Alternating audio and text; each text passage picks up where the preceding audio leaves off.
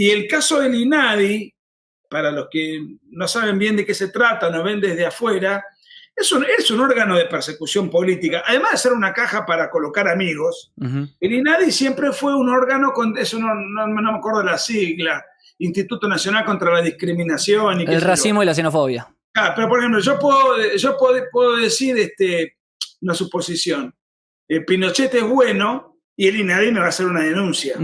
Yo digo Fidel Castro es bueno, el INADI no me va a hacer nada. El INADI fue un órgano de persecución para con la derecha. No tengo ninguna duda de eso.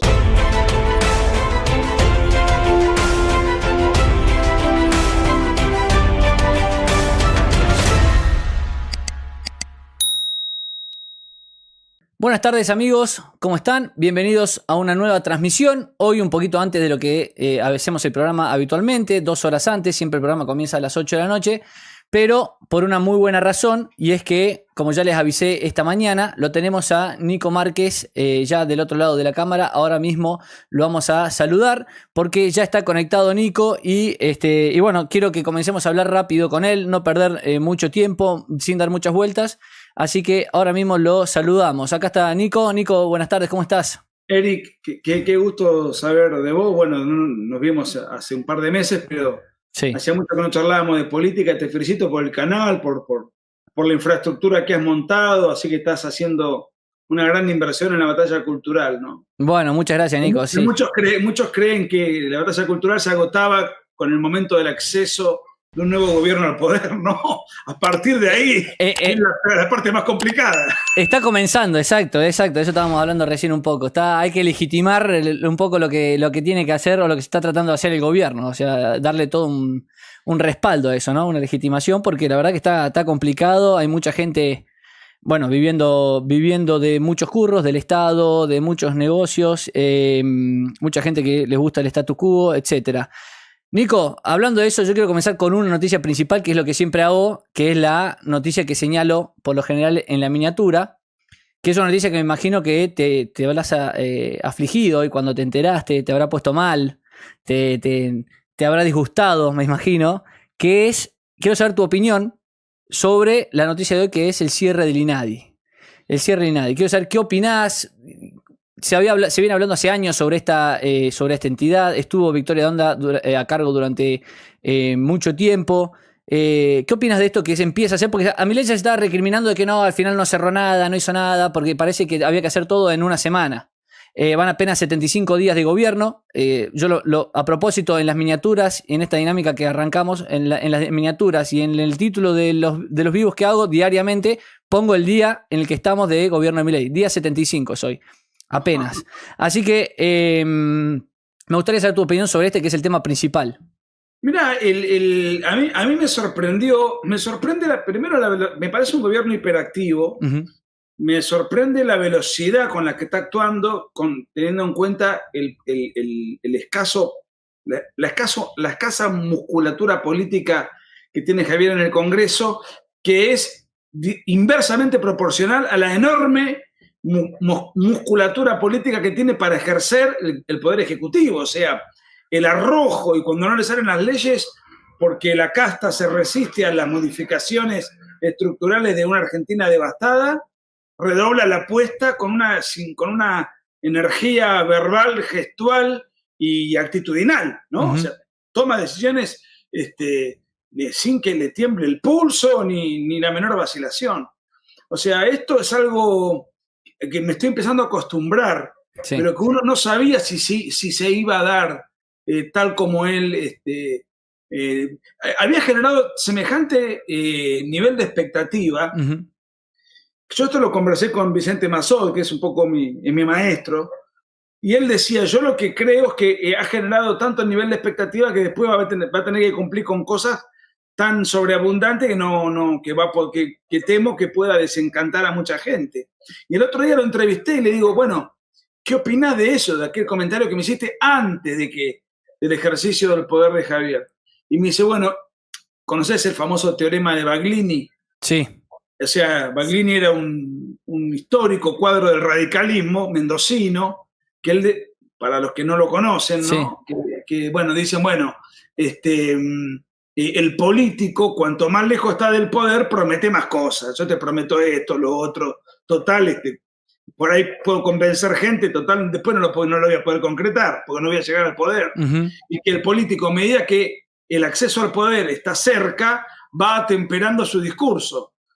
Milei no solamente dijo que detesta el teorema de Baglini, lo dijo antes. Eso te iba a decir, sí, se lo han preguntado y él lo dijo y lo explicaron. Él dijo, para mí es detestable, es algo inmoral. Sí. Y además, Vicente Mazot dijo, él lo conoció a Baglini y lo consideraba un tipo muy inteligente, y me dijo hace poco, la semana pasada, Milei es la excepción que confirma la regla, porque está cumpliendo todo lo que se está lo que propuso y lo que... Ahora, ocurre que claro, día 75, así, ¿cuántas cosas querés que haga por día? No le alcanzan las horas.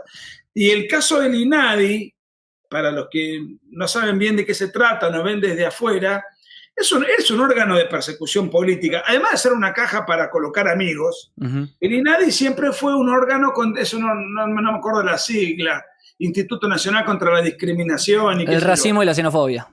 Pero por ejemplo, yo puedo decir una suposición. Pinochet es bueno y el INADI me va a hacer una denuncia. Yo digo Fidel Castro es bueno, el INADI no me va a hacer nada. El INADI fue un órgano de persecución para con la derecha. No tengo ninguna duda de eso. Lógico. Que tenía un efecto de sanción y que era antesala de un juicio penal posterior. Un amigo común, Cristian Rodrigo Iturralde, fue denunciado por el INADI, tuvo una causa penal, tuvo que hacer una probation, y en la probation lo mandaron a trabajar de voluntario el INADI.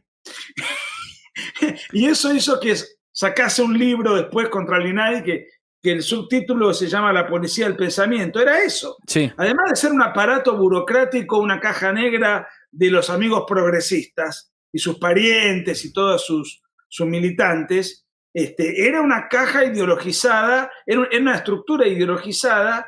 Así que a mí lo que me sorprende positivamente de Milei, a ver, no me sorprende, yo a Milei lo conozco hace mucho y he militado y hemos todos contribuido desde nuestros modestos lugares para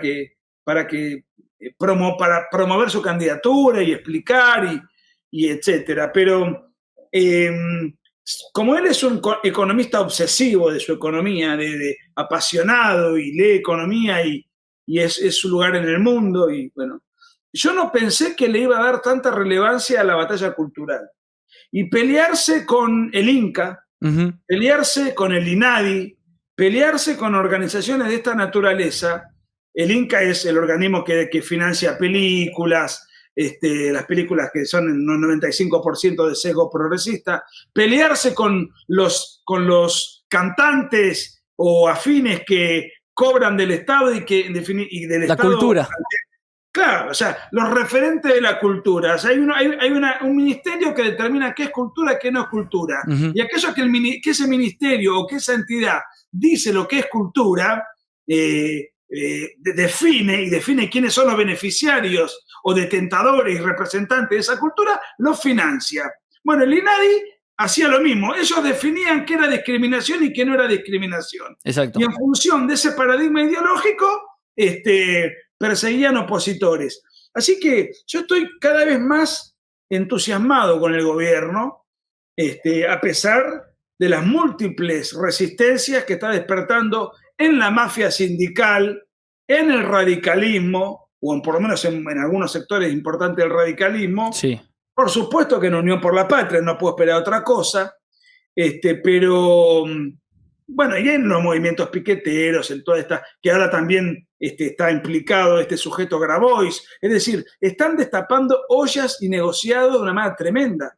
Y sin embargo todavía su reglamentación general, o mejor dicho, su política de desreglamentación, de desregulación de la economía, todavía no ha podido ser implementada porque la ley base no prosperó por ahora. Por ahora. El DNU está vigente, pero debe ser tratado y eso es un debate una disputa que habrá que ver cómo sale.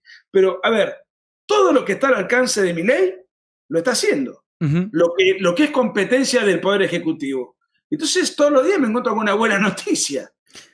Ayer sacaron a no sé cuánta cantidad de... Ayer hubo, ya me confundo con la velocidad de los días, una cantidad enorme de parásitos Sí. del ANSES ¿Qué o del PAMI. has tuiteado al respecto antes de ayer? Sí, ya me olvido. Sí, antes de ayer. La cronología. Sí. Bueno, o sea, es un gobierno hiperactivo que a medida que va visualizando negociados, contubernios, antros parasitarios, los va sacando de la, no solamente por una cuestión de economía, sino por una cuestión también de saneamiento cultural. Esto hace a la batalla cultural. Exactamente. Nico, hay un tuit que leí hoy que me pareció interesante y quiero que me hables un poco para que la gente entienda la diferencia que existe. Porque claro, el gobierno de Milei se está hablando de una alianza con el PRO, de una alianza, digamos, de papeles, porque la alianza fáctica ya existe a partir de esa reunión después de perder las generales Patricia Bullrich, entre Macri, esa famosa reunión entre Macri, Patricia Bullrich y Milei, esto para que la gente que lo recuerde. Y hay una alianza. En el búnker me acuerdo que había un montón de gente del PRO ya cuando se votó el balotaje, se sabía. El PRO ha apoyado en gran medida la ley de base. El PRO, no Juntos por el Cambio, obviamente, que sí. Se rompió. Esto también es una aclaración para la gente que nos ve de afuera principalmente. Pero hay un tuit muy bueno que leí hoy que decía esto, respecto al INADI, decía esto se tendría que haber cerrado en 2015. Y hay mucha gente, incluso de la oposición y demás, diciendo el gobierno, y todavía lo dicen, el gobierno de Macri, o comparando porque, no sé, está Caputo en el gobierno, hay gente del PRO en puestos relevantes, o gente que incluso ha sido funcionario de Macri en puestos relevantes, como Caputo en el Ministerio de Economía, Bullrich en el Ministerio de Seguridad, queriendo comparar el gobierno de Mauricio Macri con este. ¿Qué análisis haces al respecto, digamos? Porque justamente yo lo que veo es una Patricia Bullrich diferente, incluso la que fue mismo cargo, misma persona, con Macri fue ministra de Seguridad, y cuando vemos lo que pasó en 2017 con esta famosa 14 toneladas de piedra, y vemos el accionar de Patricia Bullrich ahora, la forma de tuitear, de expresarse, los protocolos, etcétera, yo veo dos personas distintas, y eso creo que viene dado por la legitimidad que da el presidente precisamente. Entonces incluso las mismas personas marcan un gobierno muy distinto. No sé qué reflexión tenés sobre esto. Bueno, mira, a mí me parece que lo que voy a decir va a sonar un poco raro. Yo estuve en el búnker en el búnker de las elecciones generales, sí, donde uno tenía una enorme expectativa, inclusive me acuerdo. No descartaba que Milei gane en primera vuelta, y finalmente Massa le gana a Milei por 7 puntos. Esto apresuró una alianza de facto entre 3 cabezas, Macri, Bullrich y Petri, que sería, digamos, el compañero de fórmula de Bullrich. Y se sumaron otros, ¿no? Santilli, Ritondo, etc. Sí, exacto. Esa alianza para mí fue clave. Yo creo que Milei hubiese ganado igual, porque todo lo que sacó Milei, la gente no hubiese votado a Massa de todos modos. Pero de todas maneras le dio fortaleza, le dio estabilidad a su espacio, que era muy cuestionado en cuanto al amateurismo, era muy cuestionado, lo cual es un cuestionamiento válido porque es un espacio tremendamente nuevo. Entonces, a partir de ahí, Milei cuenta, él ha hecho algún ejemplo en alguna ocasión previa a ser presidente o a ganar. Yo tengo que levantar una pared.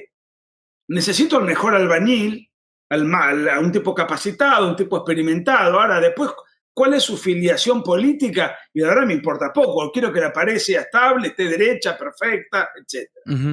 Bueno, con esto no quiero decir que él vaya a poner un ministro del Partido Comunista. Lo que digo es que a mí me parece fantástico porque eso selló una alianza dentro de la cual él se tuvo que rodear de hombres de la política avesados, con experiencia, afines, porque se está rodeando de afines, no iguales, afines, sí. De eso se trata.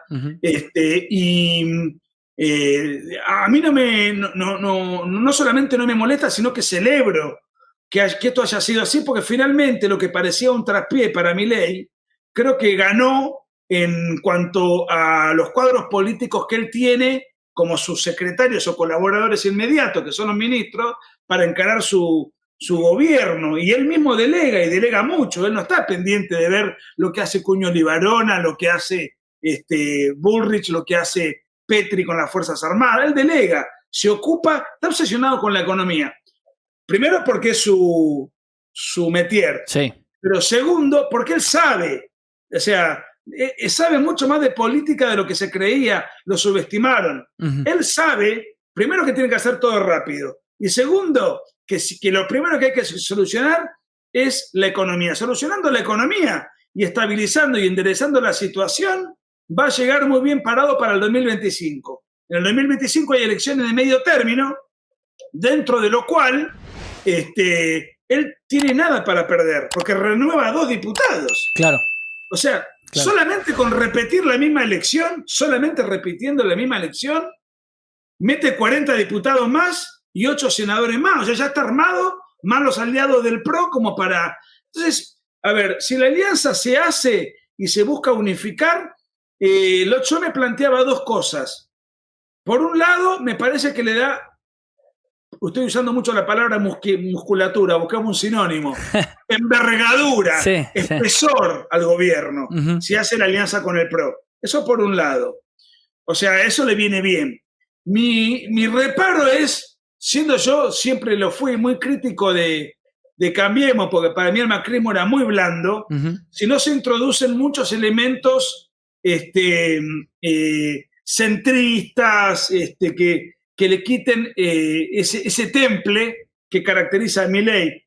Pero después me di cuenta de que no, porque Javier Milei tiene una personalidad extremadamente definida, él conduce el barco.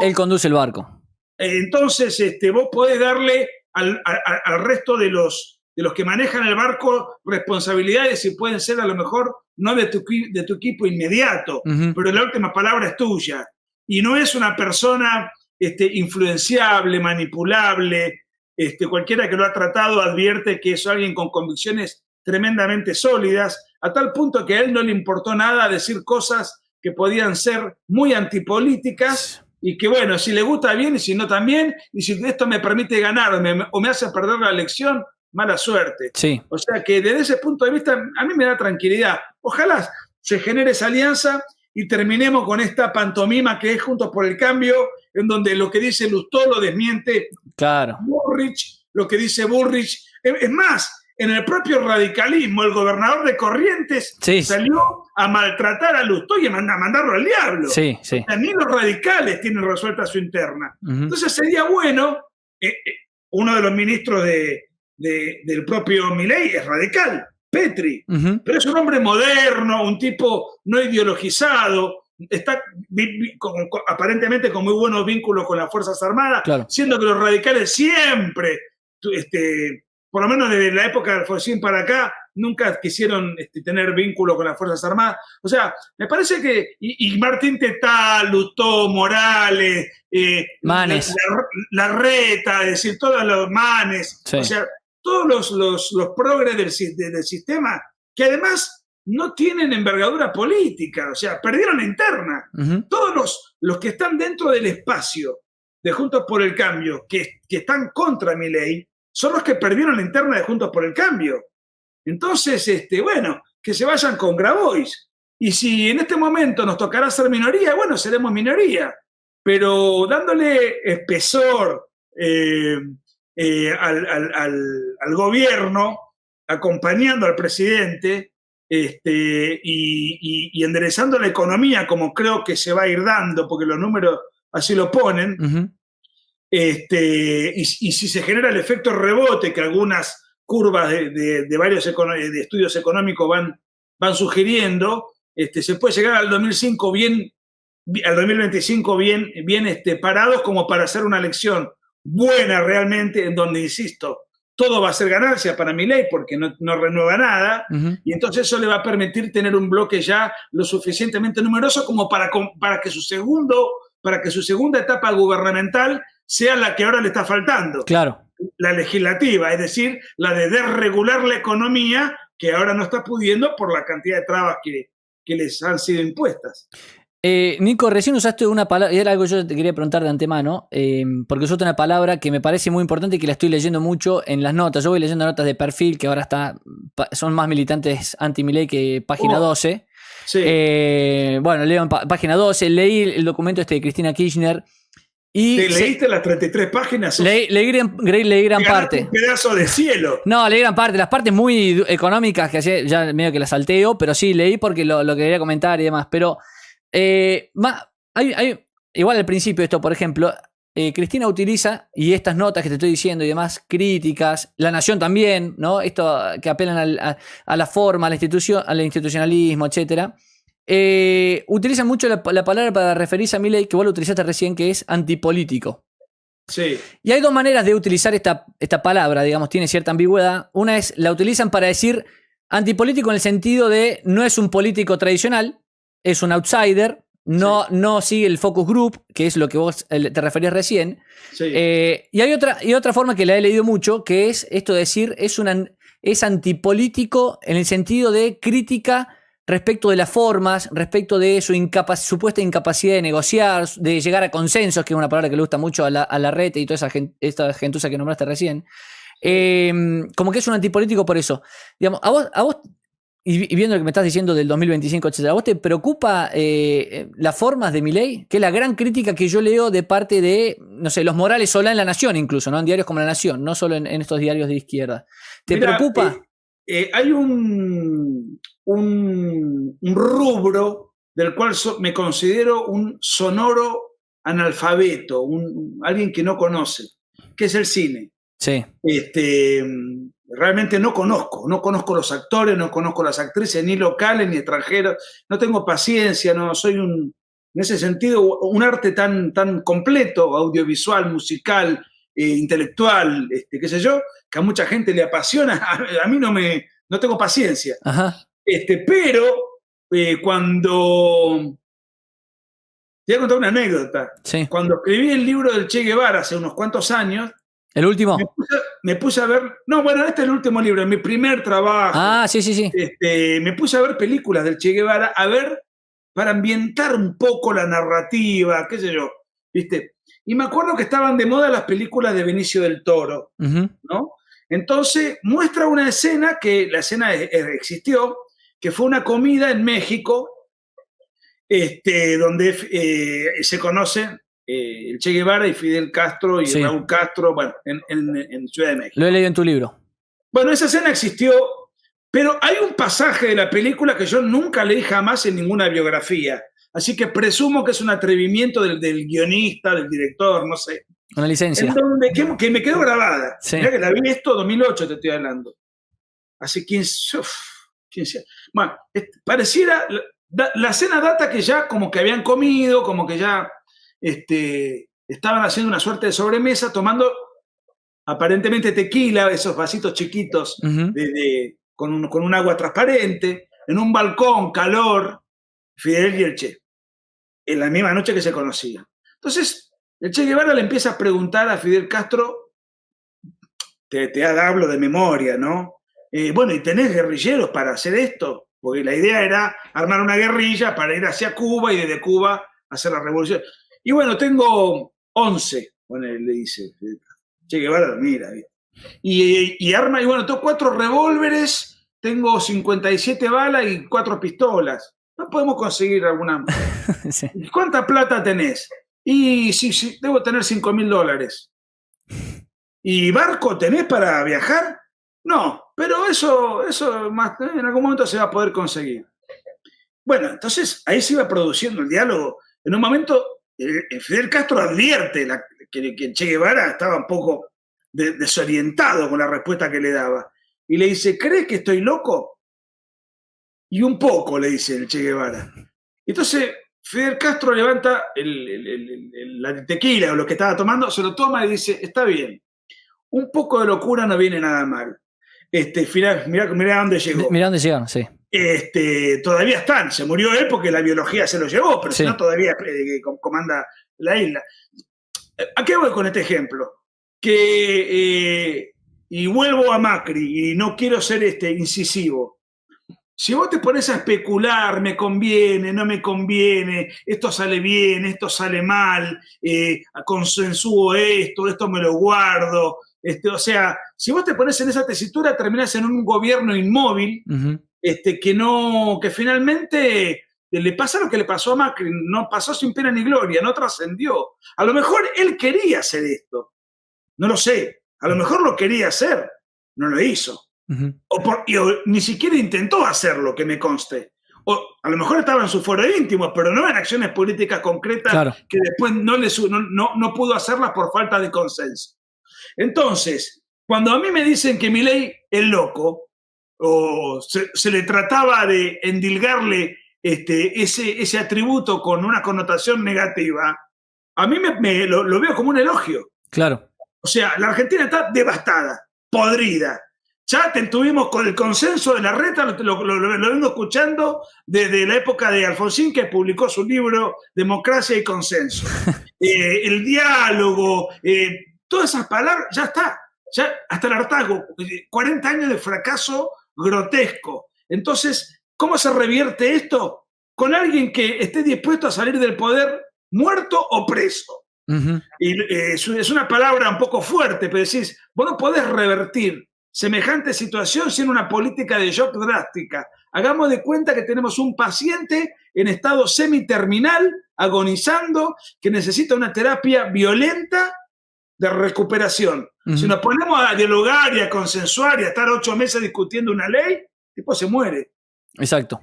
Entonces necesitas a alguien que esté dispuesto a meter mano, y si te gusta bien, si no también, esta es mi receta, macho, a mí me votó la gente, necesito que me acompañe, no me querés acompañar, me quedo solo. Pero a mí se me muere muerto. Yo lo veo un poco así. Sí. Que un poco de locura no viene nada mal. Exactamente. De hecho, esto que decías vos es un poco fuerte, lo ha dicho Milei en varias entrevistas. A mí le han preguntado si no te dejan gobernar, y dijo, a mí de la Rosada me sacan muertos, ¿sí? O sea, no es alguien que vaya a decir, bueno, me doy de baja, bueno, me voy en helicóptero, no pude, no me dejaron, excusarse, ¿no? No es, para nada es ese perfil y se nota a leguas. Y anticipó Eric muchas veces que si no le votaban las leyes, exacerbaba el ajuste a las provincias. O sea que a Milei se lo critica por cumplir con lo que dijo. Algo que no hizo ningún solo presidente del 83 para acá. El propio Menem dijo, si yo hubiese dicho lo que iba a hacer, no ganaba. Sí. Lo dijo Menem. Exacto. Una frase famosísima. Sí, exacto. O sea, el único presidente de la democracia que está cumpliendo con lo prometido, se lo critica por hacer lo que prometió. Raro. Sí, sí. Es un país raro. Sí, que tiene justamente esa connotación positiva, ¿no? Justamente, que no podés reprocharle que o sea, lo votaron para que haga lo que está haciendo porque dijo exactamente esto. No es que uno podría decir, che, pero vos dijiste que ibas a ajustar tranqui y estás ajustando de más o lo que sea. El tipo dijo exactamente que iba a hacer lo que está haciendo, así que es algo que no se le puede reprochar en ese sentido. Nico, esto es una consulta un poco ya futurología, diría Adorni. ¿Vos qué pensás, digamos, si empieza a bajar la inflación, si hace una buena elección en 2025 y eso mejora la musculatura, como dijiste, y se ordena la economía y demás? ¿Crees que Milei es alguien que podría incluso pensar en un segundo mandato? ¿O cómo lo ves a eso, vos que lo conocés más, que lo conocés bastante, digamos? No, pero digamos, el hecho de tener confianza en Javier no quiere decir que la política yo pueda vaticinar cosas así. Sobre todo en un país como con la Argentina, impregnado de sorpresas que exaltan, ¿no? Uno se despierta y de repente se encuentra con un fiscal muerto, ¿no? Así en Argentina. Exacto. Entonces, yo no tengo ninguna duda de que la economía va a bajar la inflación, va a bajar drásticamente el gasto público y por consiguiente creo, yo no soy economista, tengo nociones de economía por haber leído, pero no tengo formación ni idoneidad, pero una vez que la inflación esté realmente dominada, esto va a generar que la gente tenga mayor poder adquisitivo, va a haber un drástico descenso del gasto público, lo cual va a generar que el Estado necesite recaudar menos. al tener que recaudar menos, va a tener que bajar impuestos. Y los impuestos, al tener que bajarlo, es plata que la gente deja de darle al Estado para tenerla para su propio disfrute personal. Exacto. Entonces yo creo que eso va a generar una mejora en la calidad de vida, va a generar mucha confianza. Lo que no tengo claro es, que es muy importante, es el tema de las inversiones extranjeras, que son fundamentales para un montón de razones. Generar empleo de verdad, para aumentar la tasa de capitalización, para un montón de razones. Porque para que se dé ese escenario, necesitamos de regular la economía. Lógico.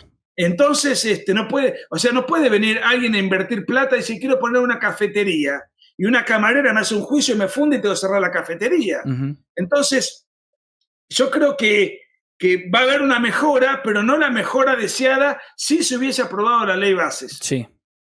Y eso se podría aprobar ya si en las elecciones de medio término los resultados son buenos.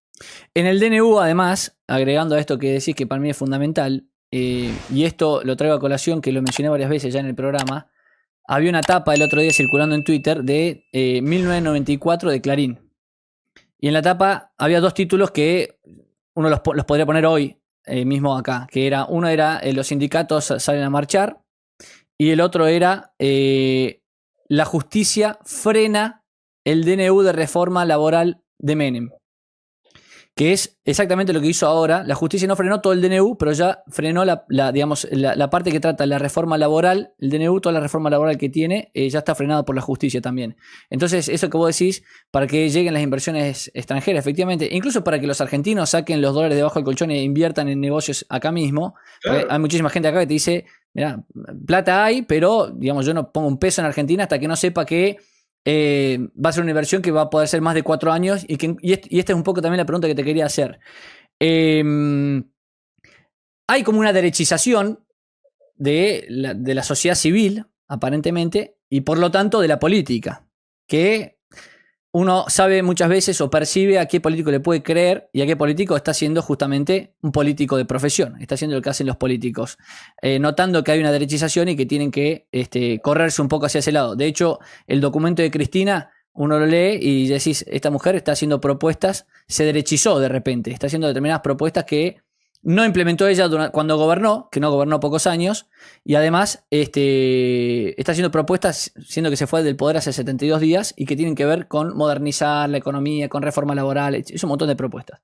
En ese sentido, ¿vos creés que esto que, si Milei, digamos que yo también confío en lo mismo que vos, logra ciertas reformas, empieza a haber un cierto bienestar, baja la inflación, que es el gran problema argentino hace tantos años, hace décadas, ¿vos crees que la gente va a notar y va, digamos, por fuera de Milei, de la posibilidad de que gobierne Milei o un sucesor de Milei, digo, la gente va a poner un freno ya al tipo de políticas kirchneristas?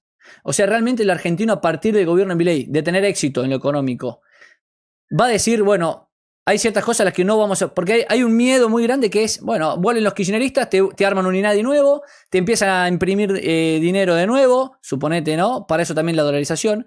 Y vuelven todas las reformas que Milei está haciendo en 72 días y que puede llegar a ser en 4 años, todo para atrás en un gobierno. ¿Vos creés que la Argentina lo va a permitir si a Milei le va bien?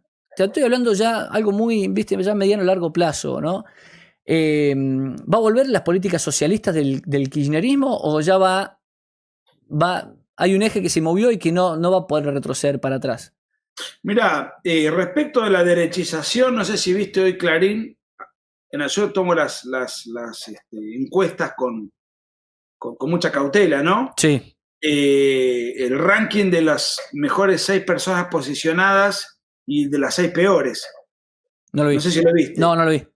¿Cuál es la dirigente político más de derecha que vos conocés en este momento? Villarroel. Villarroel. ¿La dirigente? Sí, él o la. Ah, no, te entendí la. No, te diría Milei. Bueno. En Argentina. Primero sale Villarroel. Bueno. Con la imagen más alta. Ajá. Luego viene Guillermo Francos. Ah, mirá. superministro o un ministro muy influyente en el gobierno de Milei. Sí. Patricia Bullrich, otra ministra muy influyente del gobierno de Milei. Después viene Milei. Después aparece Santilli. ¿Vos me estás hablando de imagen positiva? Sí. Bien. Y en el sexto lugar aparece Cristina Kirchner. Después tengo el ranking de los 6 peores, cuyos 2 últimos son Martín Lustó y Larreta. Qué bien. O sea, qué bien. La derechización es transversal, porque acá estamos hablando de dirigentes de Juntos por el Cambio y de dirigentes de... Qué buen dato. De La Libertad Avanza, que dentro de la cual hay libertarios como Milei o conservadoras como Villarruel. Es decir, ahora bien, yo creo que los políticos saben en su fuero íntimo que esto es lo que hay que hacer, con matices, con alguna... En general, estoy hablando en general, no hablo de Grabois, no hablo de ¿cómo se llama? Bebiloni, el matón ¿cómo se llama? El piquetero Bebiloni, sí, Beliboni, bueno, o sea, hubo otros personajes de Donda, esos tipos, Kicillof, no, pero el grueso. Entonces yo creo que si aún así Milei en el dramático caso, no sé si dramático, pero bueno, penoso caso, de que cuando llegue el momento no sea reelecto por X motivo, yo creo que él va a haber hecho un trabajo tremendo de saneamiento, que no son idiotas, saben que esto era lo que había que hacer. Es más, el economista segundo de Massa, que era el verdadero ministro de Economía, porque Massa de Economía sabe lo mismo que yo de chino mandarín, tardó 22 años para recibirse de abogado, es decir, yo si tuviese un problema jurídico no le iría a consultar a él, y si tuviese un problema económico no iría a consultar a alguien que no es economista, o sea,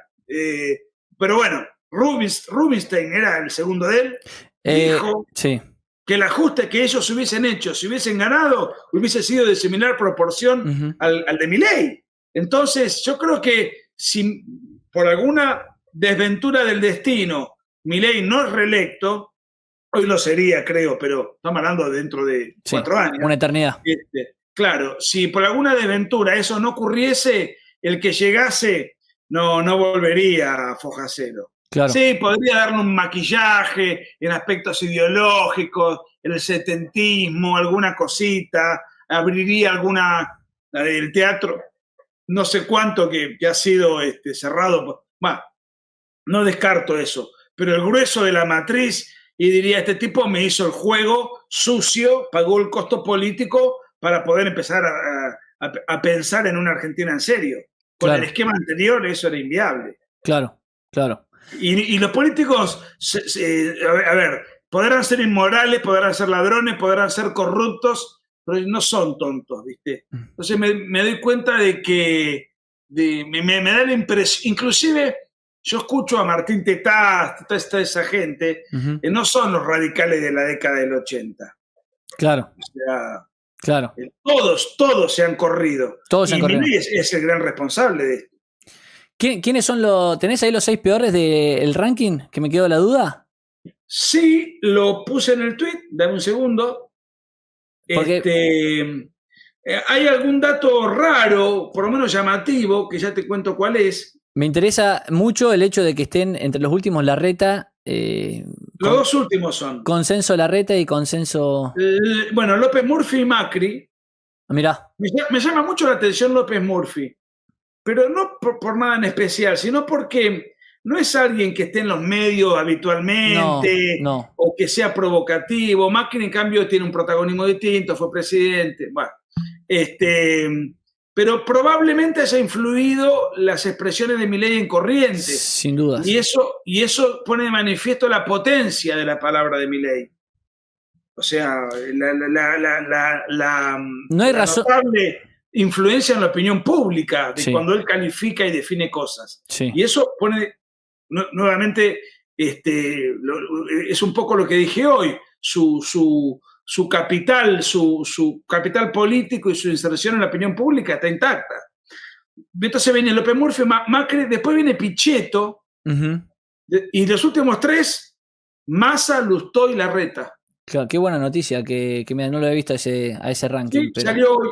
Te digo la fuente, porque eh, eh, Fixer o Pfizer. Yo ujú. no conozco esta encuestadora, son 1.511 casos. Pero Clarín no me parece que si a esta altura del partido, habiendo pasado las elecciones, se dedique a hacer operaciones con encuestas que no modifican el debate político. Claro, claro. Nico, hay una pregunta que me parece que vos sos la persona ideal para responder, que tiene que ver con cómo ves el peronismo. Nosotros cuando hacíamos el programa acá en plena campaña, digamos, y cuando vimos lo que pasó en las PASO y empezamos a hablar de una posible desaparición del kirchnerismo, porque claramente Cristina no tiene un sucesor directo, Massa mismo no iba a ser kirchnerista, Massa iba a forjar el masismo, digamos, no se iba a dejar manipular ni manejar por Cristina. Y yo quiero saber vos cómo estás viendo, porque encima, hasta en Twitter, por ejemplo, y cuando uno ve algunas expresiones de determinados líderes políticos, y esto también tiene que ver con lo que está pasando con los gobernadores, primero que no hay una cabeza clara dentro del peronismo. Después hay una crítica que se le hace hasta que se le ríen, digamos, los tuiteros pro Milei, etcétera, que está muy izquierdizado en muchas cuestiones el peronismo, que uno diría, Perón se levanta, le ponían tweets a ciertas expresiones y dice, o que han contrarrestado ciertas expresiones de determinados peronistas con dichos del mismo Perón, como que se ha izquierdizado mucho en las cuestiones culturales sobre todo. Pero además, insisto en esto, no se ve un líder fuerte peronista hoy en día. Sí se ve que hay algunos que quieren tomar notoriedad. Los Grabois, Yarlora, por ejemplo, acá en Córdoba, no quiere cometer el error, a mi modo de ver esto, que cometió Schiaretti, que cometió De la Sota, de querer posicionarse como candidatos siempre a último momento y que nunca se dieron a conocer realmente en el país. Yo veo a Yarlora queriendo tomar notoriedad, yendo hasta Buenos Aires a dar notas, queriendo hacerse el opositor peronista. Bueno, y otros que están dando vuelta ahí, Quintela, ciertos gobernadores que yo creo que tampoco se quieren posicionar. ¿Cómo lo ves al peronismo vos en todos esos sentidos, tanto ideológicamente como figuras? Bueno, el peronismo es un partido vertical, históricamente su matriz es vertical, y este verticalismo va, como ejemplo, Sí. desde la hegemonía fascista o filofascista del Perón, Uh-huh. hasta que Perón muere, Uh-huh. hasta el ala filoliberal, siempre filo el peronismo, filoliberal Sí. de Menem durante Uh-huh. 10 años, Uh-huh. donde hasta los ex montoneros que votaban las privatizaciones, Sí, que todavía eran gente joven, ¿no? claro. Eran dirigentes políticos. Y después el filo izquierdismo de todo lo que fue el kirchnerismo. Esta es una etapa insólita en el peronismo donde no hay un caudillo claro. Te diría que durante el gobierno de Alfonsín algo de eso hubo, Bien. porque cuando Alfonsín gana hubo una instancia que después se dirimió en las internas entre Cafiero y Menem. Pero más allá de eso, para no hacer historia, yo no, dentro de los que vos mencionaste, yo hay otro que mencionaría, Sí. y esto es porque la alianza entre La Libertad Avanza y el PRO se hizo tarde por cuestiones de desesperación, pero se hizo, y es Kicillof. Kicillof. Si iban juntos en la provincia, Kicillof no era gobernador. Y si Milei tuviese la provincia de su lado, para el peronismo sería un revés tremendo. Entonces yo creo que, bueno, habrá que ver cómo se mueve Yarlora, habrá que ver, parece muy hábil, verbalmente por lo menos lo he visto en algunos lugares. Después, Kicillof representa al kirchnerismo en su versión ideológica izquierdista, Uh-huh. pero no es un personaje menor, es el gobernador de la provincia de Buenos Aires. Y yo me animaría a hacer una especulación, Sí. sin pruebas. Yo creo que Kicillof, cuando ganó más a las generales, desaceleró el balotaje. Claro. Dijo, ¿a qué viene? ¿Massa? Yo le pongo todo el aparato y viene Massa, Malena, y estos tipos no se van nunca más, porque este tipo no es Alberto Fernández. Claro, exacto. Entonces yo, fiscalicen los que quieran. Yo ya metí mi reelección, ya metí mis concejales, mis intendentes, mis diputados, mis senadores. yo ahora me quedo y soy el gobernador de la principal provincia de Argentina en términos electorales y geográficos, y bueno, yo creo que va a ser, no, creo que va a ser uno de los que va a jugar fuerte en la próxima elección presidencial. Bien. Ahora, efectivamente, no hay una voz. Además, hay un tema con Kicillof, y él lo ha deslizado en alguna expresión suya. Él representa a un kirchnerismo que ya la gente no quiere. La gente quiere una modernización del peronismo. Y si bien él es muy joven, sí, era un tipo de 55 años, tiene mucho por delante. Además, parece más joven de lo que es en su estética. Va a requerir. Primero, no creo que Massa se retire de la política. No. Es un animal. Sí. No creo. Yarlora es un tipo que, evidentemente, es un animal político que tiene apetencias. Los gobernadores del norte no les da el physique du rol, no lo veo. No lo veo a Jaldo. Jaldo, de hecho, está cercano a Milei. Quintela con no, no. papel, se va a quemar. No. O sea, hoy diría Kicillof, Massa, no sé hasta qué punto sobrevive. Yarlora es una novedad para los argentinos, porque Córdoba es como una cosa rara. Sí. Definen las elecciones, sí, pero sus respectivos gobernadores no logran posicionarse nunca. Sí.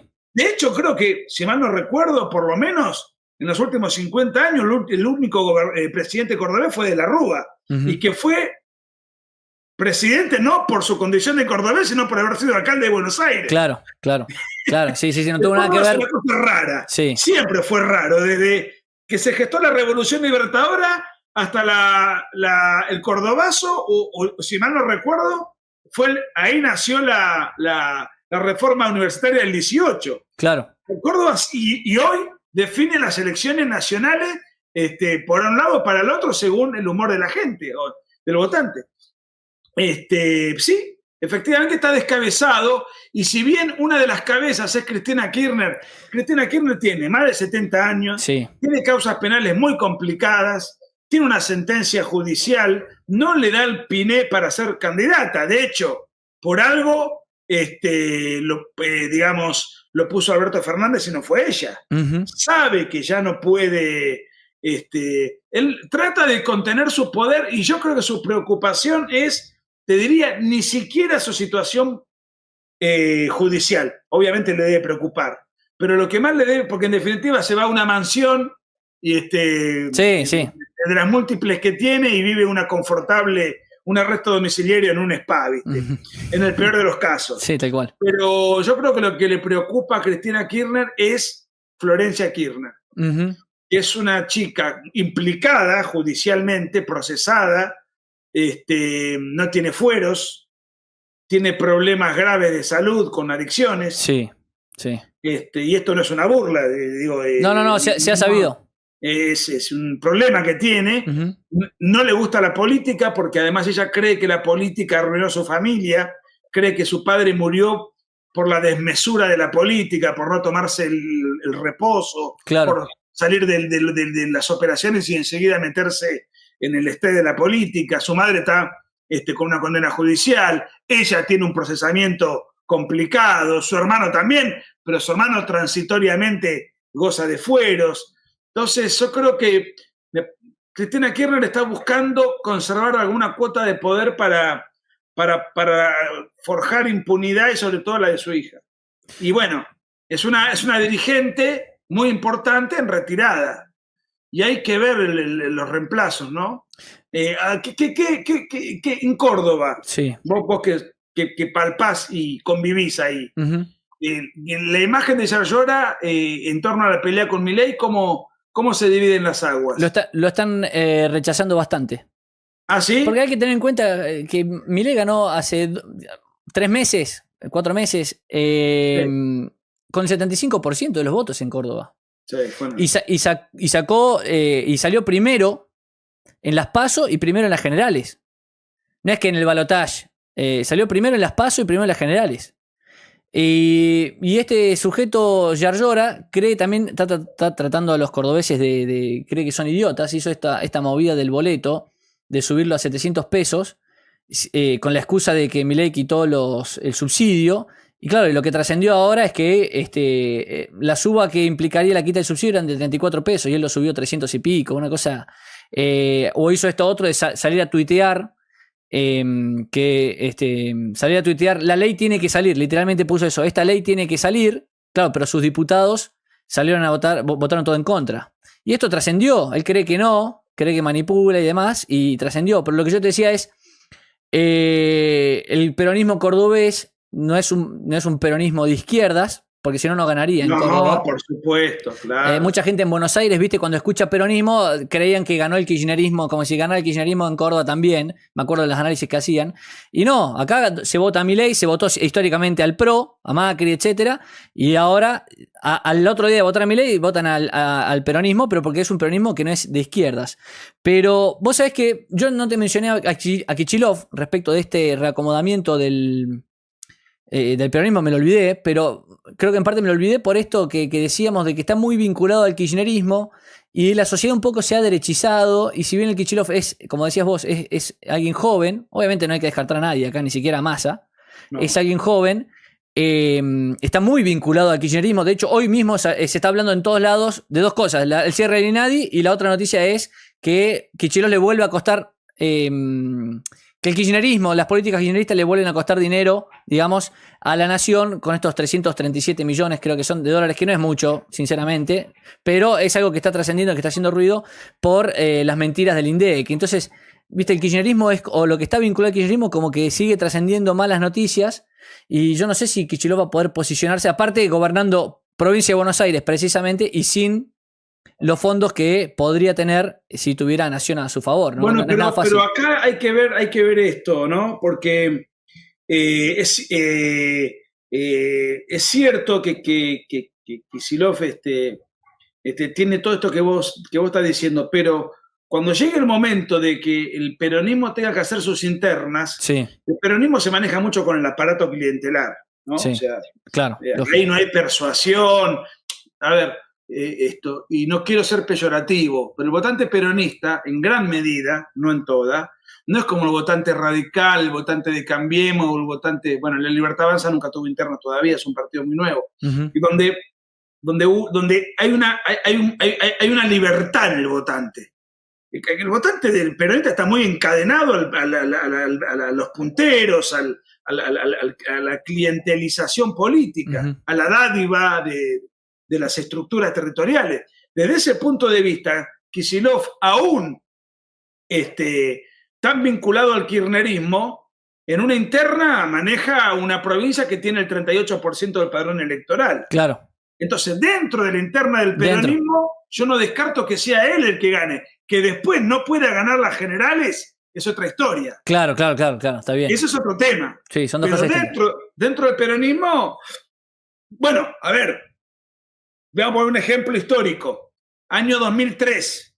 Sí. Nadie sabía quién era Néstor Kirchner. No. Duhalde era presidente.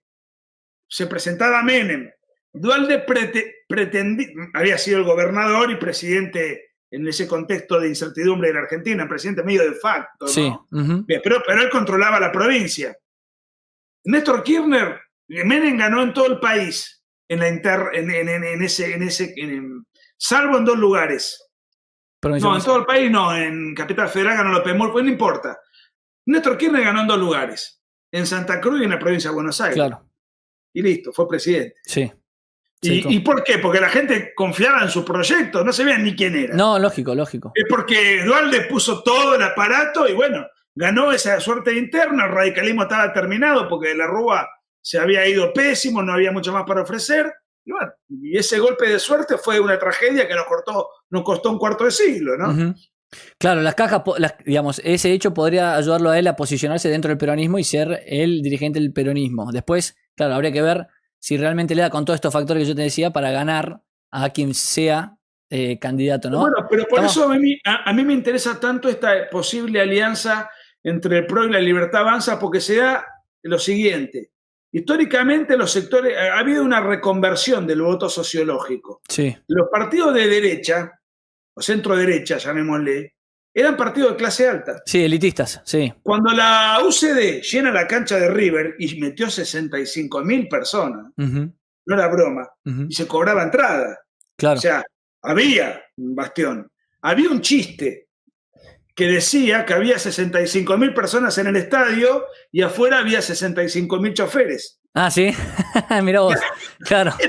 Era un chiste de la época. Sí.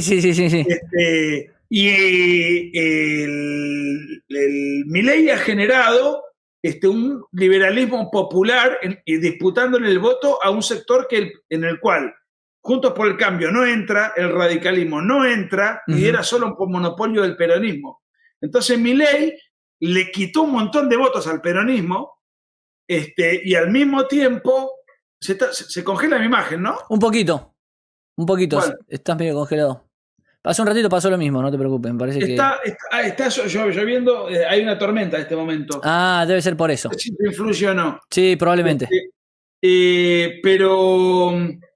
¿Y qué le aportó Cambiemos? Ese 24% que sacó Patricia Bullrich casi matemáticamente se trasladó al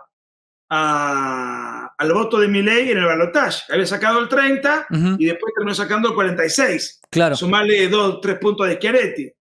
Entonces, es como que esta alianza es a la vez una alianza de clases. Claro. Porque el voto de la clase media para arriba es el voto de Cambiemos. Sí, qué buen análisis, Nico.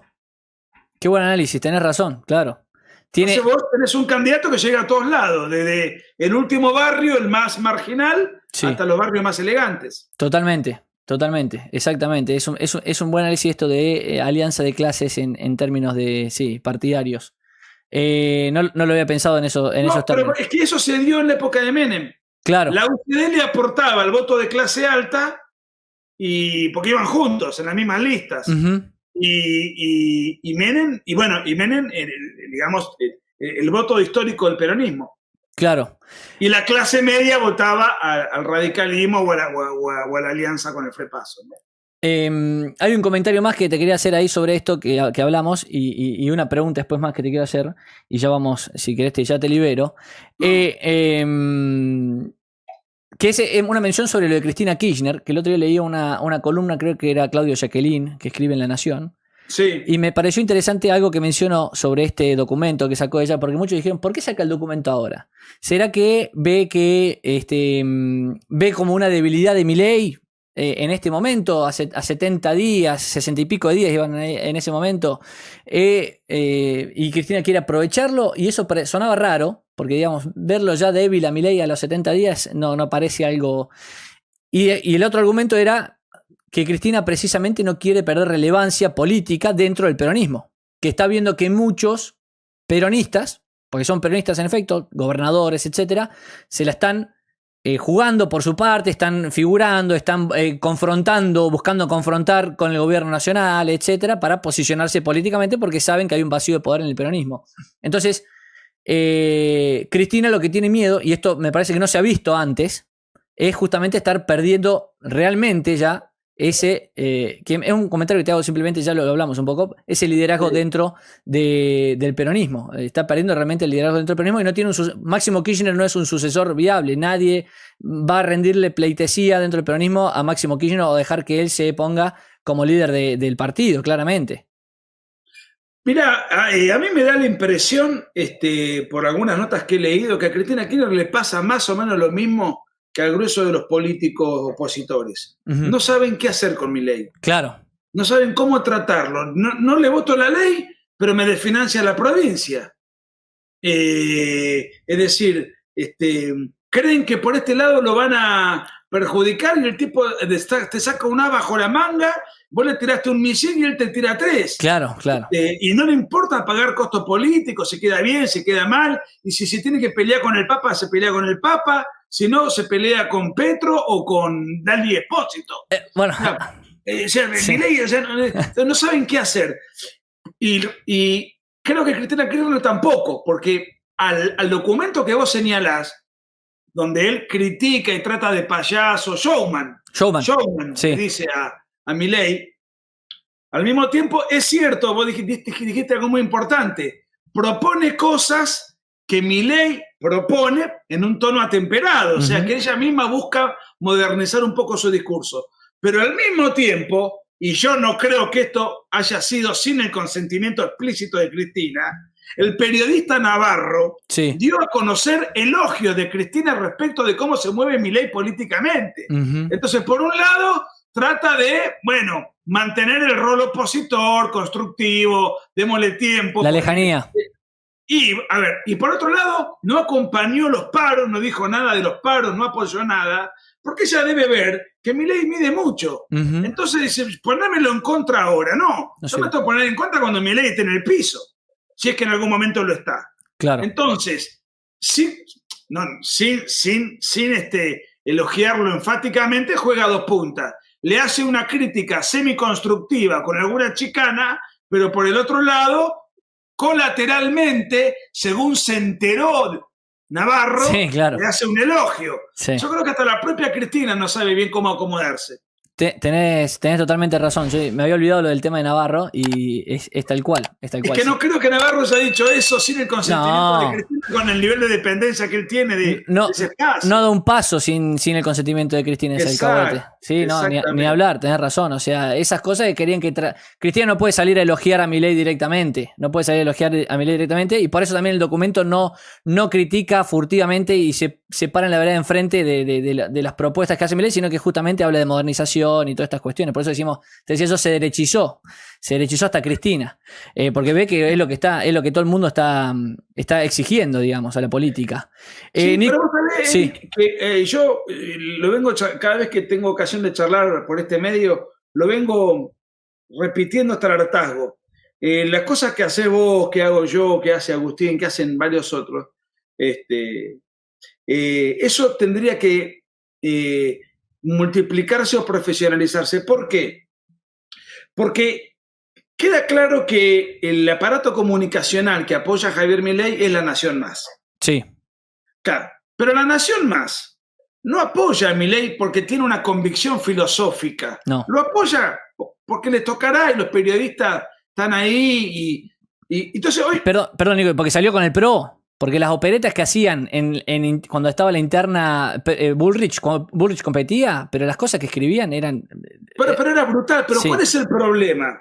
El problema es el apoyo sin una convicción que vaya a fondo, que sea profunda. Es simplemente un posicionamiento político ocasional porque me toca jugar para este equipo. ¿Por qué?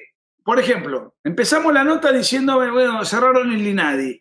Bueno, el INADI era esto, era una porquería por un montón de razones que financiaba el Estado. Más allá de que hay corrupción, de que se encontraron un sinfín de irregularidades. Entonces, escuché hoy a Novarecio diciendo, bueno, esto tenía buenas intenciones, estaba bien hecho, estaba bien pensado, pero finalmente terminó siendo una usina de empleo para los amigos de los militantes, bueno, lo tuvieron que cerrar. Hay que gestionar mejor. Nadie en sí es bueno. Sí. No es bueno. Claro.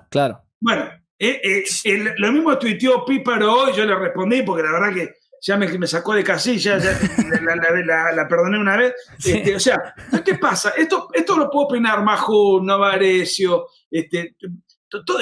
Leuco, toda una runfla de gente no preparada, no formada, y la poca formación que tienen es en el progresismo, pero están en contra del robo, del contubernio, les toca trabajar en la nación, tienen que defender al gobierno, pero lo defienden con argumentos muy endebles. Totalmente. Y nosotros necesitamos concientizar a la gente y explicarle por qué la está pasando mal, por qué hay que aguantar y por qué va a estar mejor y por qué hay que condenar y satanizar a los que votaron en contra.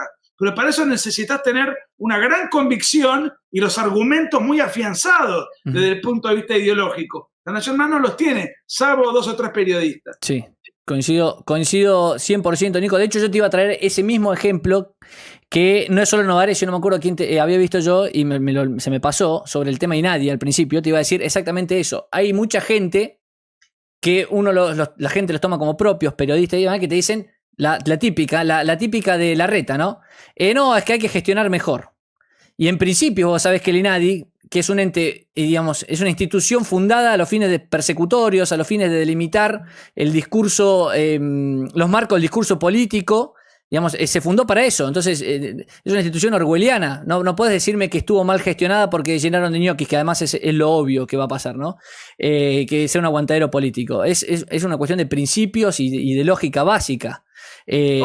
Bueno, hoy vi un tuit de Carlos Malatón, que yo le respondí, sí. que él diciendo fue una buena medida del gobierno, ya Sí. que él está en Sí. las antípodas. Sí. Porque dice, la discriminación o no es un asunto que tiene que manejar el derecho penal y no una institución intermedia con criterios que no son claros. Tiene que ser una cosa delimitada, etcétera. Previamente, etcétera. dice algo así como delimitada previamente en la ley. Claro, previamente esto sí, esto no, que según el criterio del burócrata que... Yo le agregué algo en lo que creo firmemente, es que en realidad la discriminación nunca puede ser objeto de pena. Claro. Porque ¿de qué es lo que se discriminan? ¿Gestos o actos? Yo creo que, esto lo decía Stuart Mill, la opinión tiene que ser infinita. Sí. Y lo que tiene que tener finitud es la acción. Lógico.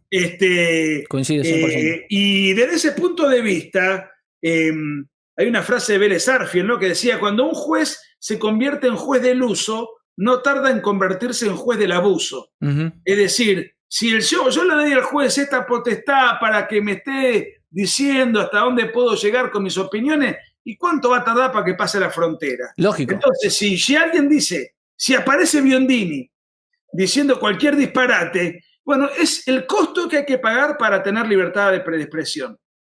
Sí, porque el mundo no es perfecto y es así como funciona, digamos, no se puede lograr la perfección con la ley. Claro, pero prefiero pagar el costo lógico. de escuchar disparates, sí. pero tener la tranquilidad de que la libertad de prensa no corre ninguna limitación. El otro día... Con ninguna injusticia. No sé si la escuchaste, Nico, en este sentido. Laje tuvo una entrevista con Tenenbaum, que se le venían pidiendo. Sí, la escuché. ¿La escuchaste? Me la mandó Tenenbaum. Ah, ¿te la mandó Tenenbaum a vos? Sí. Mirá. Me pidió una opinión. ¿Una opinión? Ah, sí. Bueno, como somos hinchas del mismo equipo de fútbol, parece que más allá de las antípodas ideológicas hay puntos de simpatía. Claro, que terminó diciéndole, y bueno, vos sos un zurdito, le dijo Laje, a pedido de Tenenbaum, todo muy bueno. Sí. Pero hubo un momento en que uno de estos panelistas que tiene ahí Tenenbaum, no sé cómo se llama ahí en la radio. Sí, colaboradores. Colaboradores, sí. Justamente Laje habló y puso de ejemplo el INADI, y esto fue hace 2 días de casualidad, digamos, puso de ejemplo el INADI que lo ha perseguido a él por opinar en un tuit. Sí. Y y le dijo, bueno, pero es que el precio a pagar es ese, digamos, la libertad de expresión, no sé qué tocó Laje, y uno de los colaboradores, es un precio alto, le dijeron, es un precio alto, como diciendo, hay que censurar la opinión, hay que censurar determinadas opiniones porque eso no es muy alto el precio a pagar. No me acuerdo cómo fue el diálogo en eso, vos no sé si te acordarás, pero esto no lo dijo Tenenbaum, lo dijo uno de sus colaboradores, y claro, la lógica esa de censurar y de que está bien que se censuren ciertas opiniones y de delimitar la libertad de opinión, como si eso no diera margen a que cualquiera venga y de repente cambie y cuáles deberían ser los límites a gusto con instituciones como esta y te terminan censurando totalmente. Por eso que vos, volviendo a lo que decías de la batalla cultural, hay ciertas cuestiones que hay que realmente insistir y profundizar porque hay mucha gente que está en ese debate, viste, muy, muy livianamente y muy superficialmente. Mira, hay un reel que yo no sé si lo copié en Instagram, que lo vi varias veces, de Reinaldo Siete Case, que es otro periodista muy de izquierda, que sucede a Tenenbaum en la radio, en el mismo espacio. Sí. Donde dice, perdimos la batalla cultural. Nos enseñaron que los derechos de los trabajadores, y resulta que con esta legislación no generamos empleo. Uh-huh. Nos enseñaron tal cosa y eso no se puede hacer. O sea, el tipo empezó a reconocer un montón de cosas. Nos impusieron esto como un dogma incuestionable y realmente esto no está funcionando. Ahora, yo creo que acá hay un problema y en esto Milei ha hecho un trabajo que tiene que ver con lo siguiente. Milei identifica al Estado con el político. Antes no, bueno, el Estado tiene que garantizar esto, el Estado tiene que administrar lo otro, el Estado tiene que hacer... Pero perdón, el Estado es un conjunto de burócratas, de gente no preparada, sin iniciativa personal, generalmente corruptos en gran parte, uh-huh. Que no diga, y nosotros al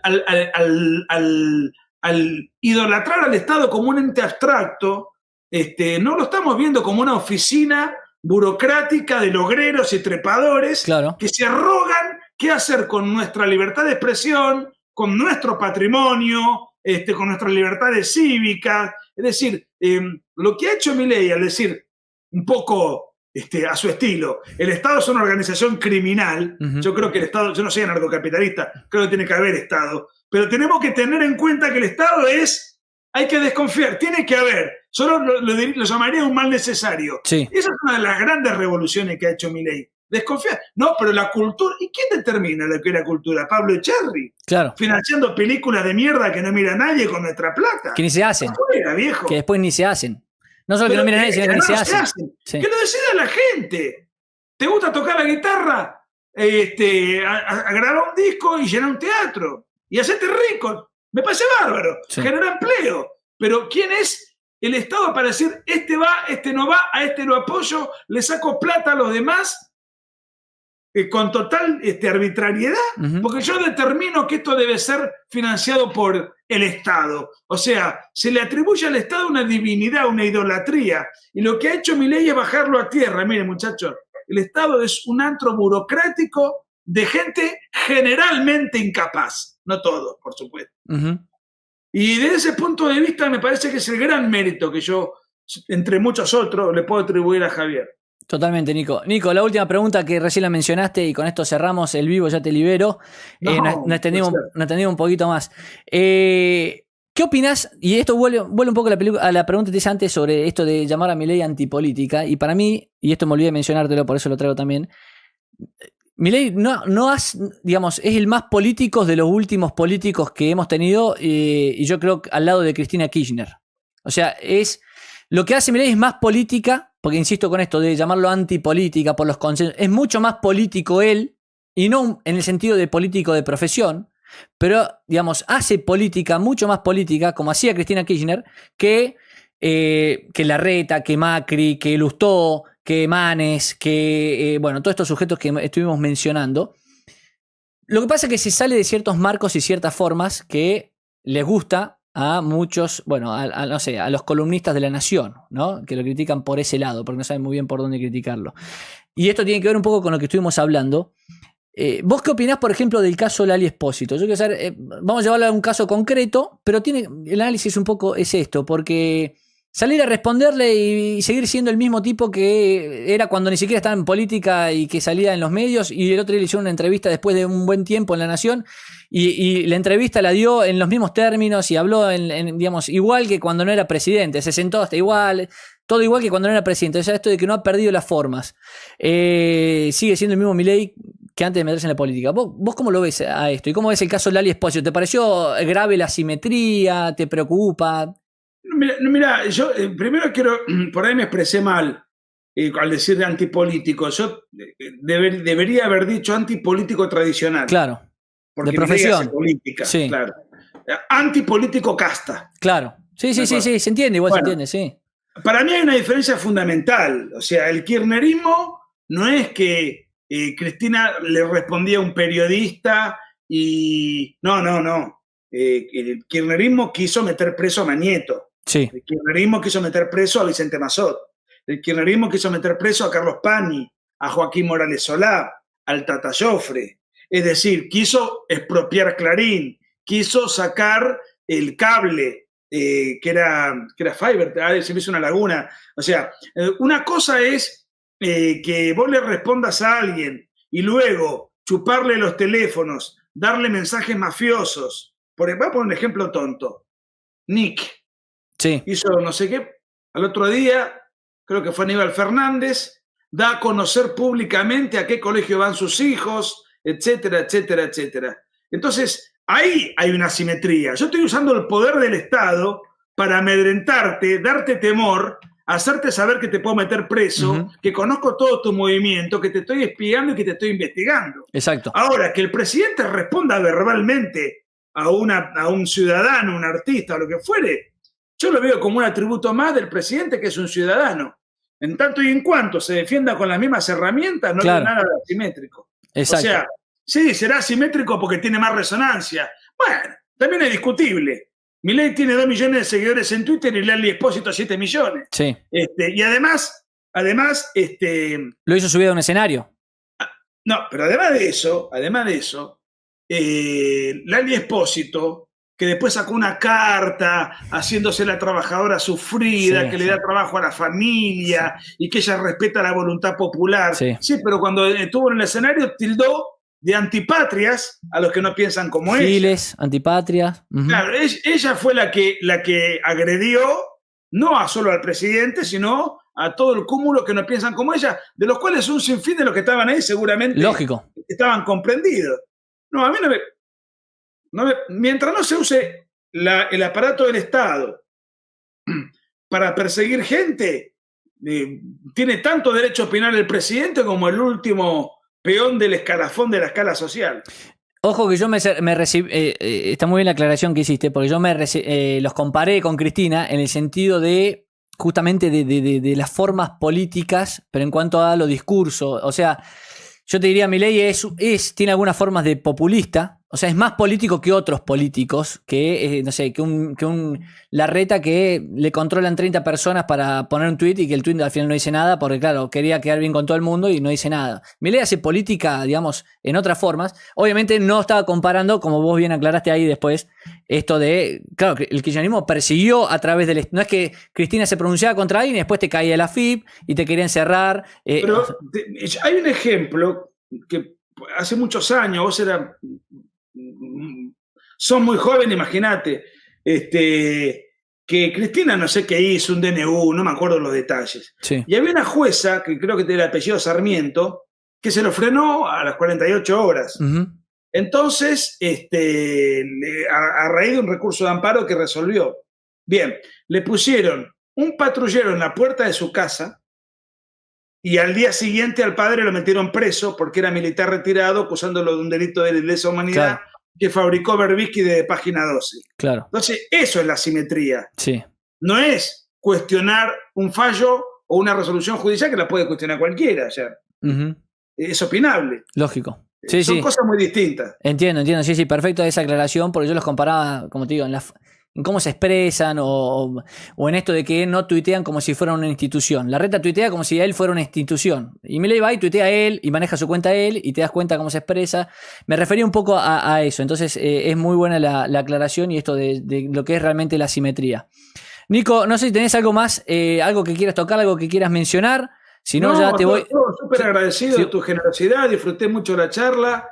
Te felicito por todo lo que haces. En estos días te voy a invitar también a mi canal con mucho gusto para prolongar un poco todo esto, porque además en 2 o 3 días cambia todo el escenario de discursivo y vamos a poder actualizarnos. Así que te agradezco mucho, Eric, te tengo un gran cariño. Igualmente. Te conozco desde chiquitito. Igualmente. Así que estoy muy contento que te hayas puesto al hombro la lucha por las ideas de la manera en la cual has hecho, invirtiendo mucho de vos en todo sentido y que seas un compañero de ruta me pone contento de que tengamos cada vez mejores jugadores en el equipo. Bueno, muchísimas gracias, Nico. Muchas gracias por tus palabras. Gracias por estar en la habitación. Sé que andás cansado, andás trabajando mucho.